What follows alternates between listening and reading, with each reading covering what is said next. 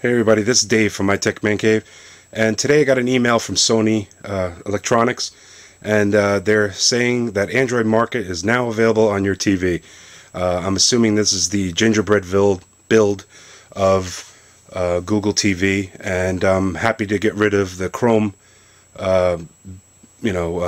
Chrome built platform for Google TV.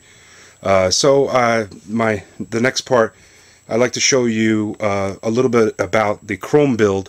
This way, when you see my Android build, you will be able to compare the differences. So here we go. Basically, Google TV built on Chrome has a home page which shows bookmarks of your favorite websites, URLs, and also applications. And these applications are not obviously customizable. They basically give you what they have partnership with. So Twitter, your TV, settings, Pandora, a timer, an on-off timer and clock, and Netflix, and Game Time, and Napster, and your media player, which you can DLNA your video content from your computer, whether it's Windows or Mac. Mac needs a server, of course, that you have to download separately. Anyway, you have your gallery. It basically connects to your Picasa account. That's a Google service. And you got CNBC. So that's bookmarks, and these are applications. And then also you have a Spotlight, which kind of spotlights your favorite apps that are partnered with Google TV. And, you got HBO Go. You have Me Genius, which is children's books. You got YouTube Lean Back, which pretty much allows you not to have to click through your topic. Say you put in a topic, it will play one video after another, sort of like a playlist, an automatic playlist. And then you got Amazon Instant Video. You have Adult Swim, and you have Cartoon Network, and a whole bunch of other little, mostly TV and blog apps. Which are pretty nice, but they're not customizable. You can't customize them. So then you have your most visited, obviously, and you have a queue which you can watch your podcasts and I think some RSS feeds. And what's on is kind of connects to your cable guide. It kind of knows basically, like say for instance movies. It will know what movies are on following your guide to your particular cable provider. And it will tell you how much time left there is. And then, of course, this is Sony's recommendations. I think Logitech has theirs on their Logitech box.